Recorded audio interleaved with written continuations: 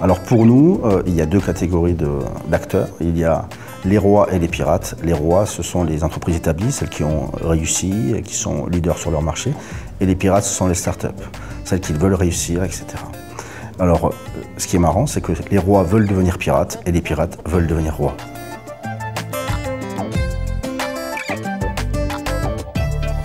Pour nous, c'est vraiment le positionnement. C'est-à-dire que pour exister aujourd'hui sur un marché, il faut être parmi ceux qui existent, qui sont une marque reconnue, qui sont partagés.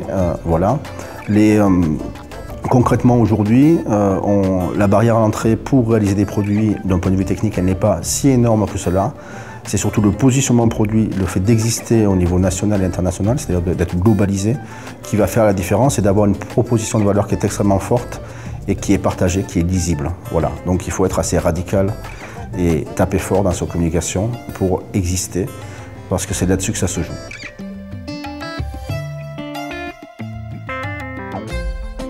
Eh bien, pour exister, pour s'imposer, comme on l'évoquait tout à l'heure, elles doivent trouver des solutions qui, avec peu de moyens, ont des taux de transformation qui sont bons. On va parler de growth hacking, on va parler de solutions pour être capable de communiquer sans payer des 4x3 ou des pages dans les journaux, etc., ou des spots télévisés.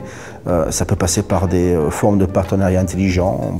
Moi, je pense beaucoup à Moi Chef avec Uber, qui avait fait Uber Chef, qui était un peu l'ancêtre de Uber Eats, qui a permis à Moi Chef de toucher la communauté des gens qui utilisent Uber. C'est des moyens de communication qui, à un moindre coût, avec intelligence, peuvent avoir un impact très fort, et c'est là-dessus qu'elles doivent travailler, en tout cas dans les phases early stage.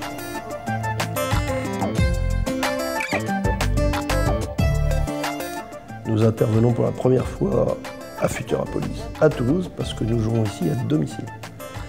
Airbus est évidemment un acteur majeur de la région, des territoires de Toulouse, de Blagnac. Et ce genre de rassemblement et de manifestation qui met en avant, en particulier cette année, l'innovation dans le ciel, nous est très proche, très cher et très important. Les innovations que l'on conduit, les transformations numériques que l'on conduit s'appuient beaucoup sur les savoirs, les hommes et les femmes qui gravitent autour de l'entreprise.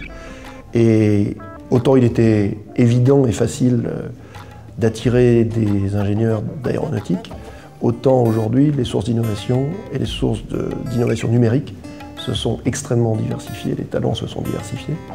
On a la chance d'en avoir beaucoup autour de nous dans nos territoires, c'est pour ça qu'on est là.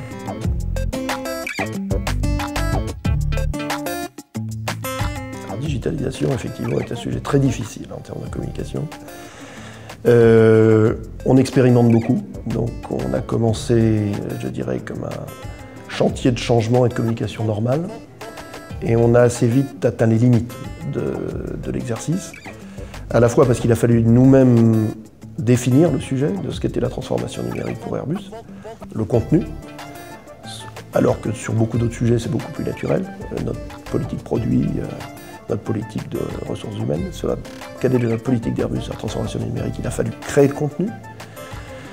Et ensuite, le contenu, il a fallu l'expliquer, le communiquer. Il faut mettre au point des nouveaux moyens de communication qui se basent essentiellement sur la démonstration de ce que c'est dans la vie réelle des gens, sur le poste de travail, au bureau, dans le déplacement, dans la logistique, dans la conception, ce que représente concrètement la transformation numérique.